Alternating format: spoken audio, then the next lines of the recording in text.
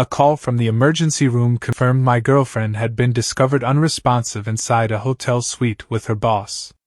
When I arrived, the attending physician pulled me aside, warning that what I was about to see might be too much to handle. What they had done left me speechless, and I walked away forever. Over 6 years later, she appeared, seeking closure. I never thought I'd be the guy writing one of these stories. But here I am, 6 years later, still haunted by that day. It was a Friday afternoon in Los Angeles. I was finishing up work, looking forward to a quiet weekend. My girlfriend, Samantha, had mentioned a business trip to San Diego with her team. She worked in marketing for a mid-sized firm, and these trips were becoming more frequent. Around 5 p.m., my phone rang. The caller ID showed an unknown number. I hesitated but answered. "Is this Mr. Thompson?" A calm voice inquired. "Yes, speaking. This is Dr. Reynolds from Mercy General Hospital in San Diego. Your girlfriend, Samantha, has been admitted. She was found unresponsive in her hotel room." My heart sank. I asked about her condition, but the doctor suggested I come immediately. I left everything behind and drove straight to San Diego. Upon arrival, Dr. Reynolds met me and pulled me aside. "Before you see her, there's something you should know. She was found with another individual, a male, also unresponsive. We suspect a drug overdose." I was stunned. Samantha had never mentioned drug use. The doctor continued, "The other individual is her boss, Mr. Harris." I entered the room to find Samantha pale and unconscious, connected to various monitors. Beside her, Mr. Harris lay in a similar state. The room reeked of alcohol and something else I couldn't identify. I couldn't process it. The woman I loved, involved in an apparent overdose with her boss? I stayed at the hospital, waiting for updates. Samantha regained consciousness briefly but was disoriented. Mr. Harris didn't make it.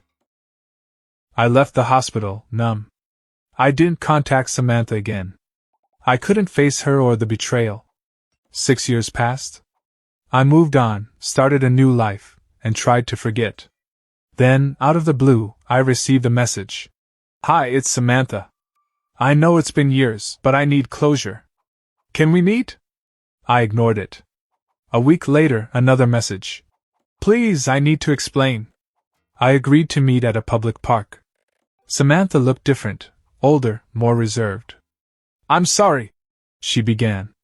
"I was in a dark place, struggling with addiction. Mr. Harris and it was a mistake, a terrible one." I listened but felt detached. "I've been clean for 5 years. I needed to apologize." I nodded. "I appreciate that." We talked for a while, then parted ways. Life has a way of throwing unexpected challenges. That day in the hospital changed everything. While I found it hard to forgive, I learned to let go. Sometimes closure comes not from others, but from within. After that meeting in the park, I thought it was over. I figured we'd both said our piece and could move on. But 2 weeks later, I got a knock at my door. It was Samantha. She looked nervous, clutching a small folder. I didn't invite her in at first.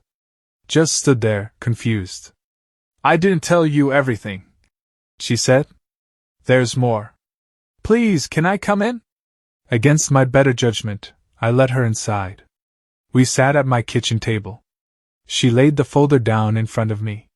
"This," she said, tapping it, "is from the company's internal investigation after what happened. I wasn't supposed to keep a copy, but I did." I opened the folder. There were printed emails, expense reports, even security camera stills. One picture made my stomach flip. It was Samantha and Harris, both clearly intoxicated, stumbling down a hotel hallway. But what got me was the timestamp. It was 3 days before she told me she was going on that business trip. "You were already there?" I asked, voice cracking. She nodded. I lied. "We left earlier." He pressured me into it. I wasn't okay, mentally. I was drinking a lot back then. He used that. He knew I was vulnerable. She said there was more. That Harris had been involved with multiple women at the company. That the overdose wasn't entirely accidental. She claimed he had been giving her pills for months, stuff she didn't even know the names of. I didn't know what to say. Then she hit me with it. I'm being sued. His family is coming after me, saying I caused it. My jaw clenched.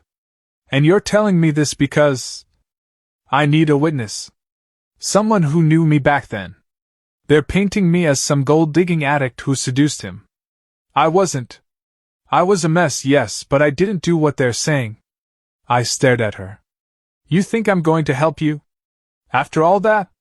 I don't know. I just thought maybe you still care enough to tell the truth. She left after that.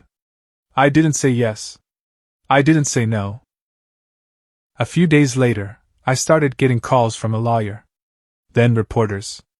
One of them even showed up at my job asking if I was the boyfriend. I was furious. I called Samantha. You dragged me into this. I didn't give them your name. I swear. But you left breadcrumbs. I snapped. And now it's blowing back on me. There was silence on the line. Then, quietly, she said, I'm sorry. That night I sat at my dining room table with the folder, reading through everything again. One email stood out. It was from Harris, sent to her just days before the trip.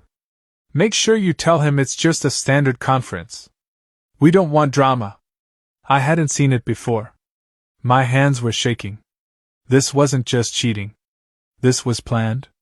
Cold. Calculated. And suddenly, I wasn't just angry at her. I was scared. What the hell had I been pulled into? I thought that was the worst of it. I really did. Then about a week later, I got a letter in the mail. No return address. Handwritten neat. Inside was a note that said, You don't know what she's capable of. He wasn't the first. That was it. No name. No explanation. Just those 10 words. It sat on my kitchen table for hours before I finally called Samantha. What the hell is this? I asked, snapping a picture of the note and texting it to her. There was a long pause. I was hoping you wouldn't find out, she said softly.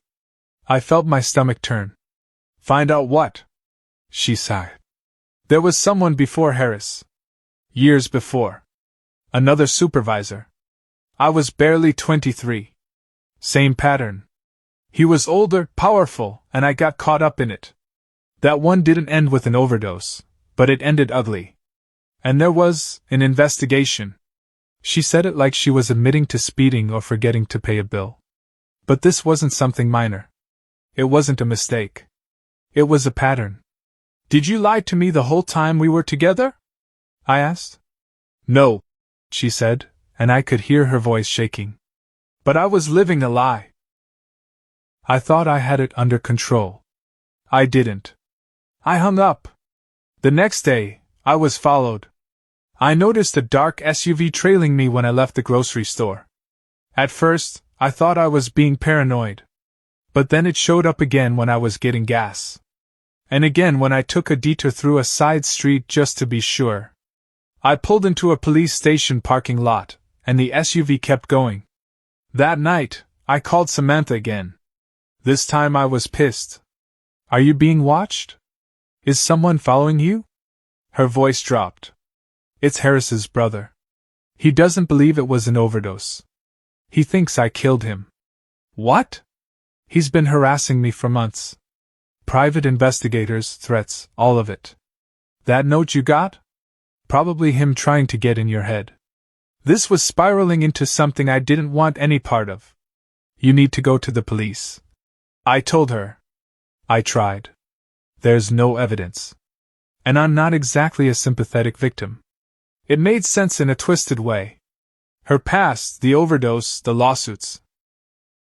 It all made her look guilty, even if she wasn't. That same week, my apartment was broken into. Nothing was stolen. Nothing moved. Just a window pried open, and muddy footprints on the floor. Whoever it was, they wanted me to know they'd been there. I felt like I was being pulled back into a storm I barely escaped 6 years ago. And now it wasn't just about betrayal or heartbreak, it was about safety, truth, and the past refusing to stay buried. And deep down, I started to wonder, had I ever really known Samantha at all? The break-in shook me. I didn't sleep that night. I kept replaying everything, how I ended up here again, caught in Samantha's chaos. I should have left it all alone. I should have never answered that message. But I had to know. I needed everything laid bare. So I called her and told her to meet me at a diner on Ventura Boulevard. Public. Safe. No more games. Just the truth. She showed up wearing sunglasses and a hoodie like she was trying to stay invisible. She slid into the booth across from me, quiet at first. The waitress poured us coffee, but neither of us touched it. I pulled out the note, the pictures, and the printouts she gave me. Laid them flat on the table. I want it. All of it. The truth. Right now. She stared at me for a second like she was calculating something in her head. Then she nodded. Okay. And then she started talking. She told me Harris wasn't just her boss, he had dirt on half the company. She wasn't the only woman he was involved with. Some were willing, some weren't. She said there was a cover-up, hush money, even threats. But she kept quiet, hoping she could handle it on her own. Then, the night in the hotel, she claimed Harris brought something stronger than usual. Pills she'd never seen before. She blacked out. Woke up in a hospital bed. Found out he never woke up at all. But then she looked me dead in the eyes. I don't think it was an accident, she said. Not anymore. That's when I lost it. What are you saying? That someone killed him? Or that you did and now you're trying to spin it? She slammed her hand on the table. No. I'm saying he was already a dead man walking, and someone made sure he didn't get a chance to hurt anyone else. Heads turned. A few customers looked over, whispering. One guy pulled out his phone and started recording. I lowered my voice, but the rage in me was boiling. You dragged me back into this like I was some pawn. You didn't come for closure, you came for cover. No, she said, voice shaking. I came because I have nobody left. Everyone else walked away. You were the only one who ever really saw me. The only one who tried to save me. Yeah, I spat. And you let me rot while you ran off into hell. Her eyes were wet now, but I didn't care. I was done. I got up to leave, but she grabbed my wrist. There's something else, she whispered. I yanked away, but she said it anyway. I was pregnant. I froze. It was his, she added quickly. I lost it after the overdose. But I needed you to know. That's why I came back. Not for help with the lawsuit. Not for your testimony. I needed to tell you the truth before someone else did. And just like that, the whole diner felt silent. The waitress just stood there, mouth slightly open. The guy with the phone muttered, Jesus Christ, and put it away. I walked out. I didn't even remember getting into my car. I sat behind the wheel for a long time, hands trembling. Over the next few weeks, more stuff came out. Harris's name hit the news again, old complaints resurfaced, stories leaked. Samantha was mentioned once, anonymously. Former associate. That was it. I kept getting calls from the same lawyer, asking for statements, but I stopped answering. Then I got another letter, this time from Harris's brother. Just one sentence. You were smart to walk away. That's when it clicked for me. This whole thing, Harris, Samantha, the company, it was deeper than I ever knew. Maybe she was a victim. Maybe she was just good at playing one. Either way, it was no longer my story to be part of.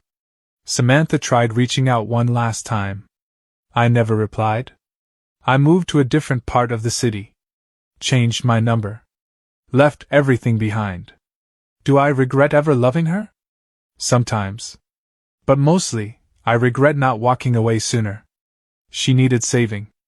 I wasn't the guy to do it. Maybe no one was. Now when I think about her, I don't feel anger. Not really. Just a dull ache where hope used to be. Some people come into your life like fire, and all they leave is ash. And I'd finally learned to stop reaching into the smoke, hoping to pull something whole out.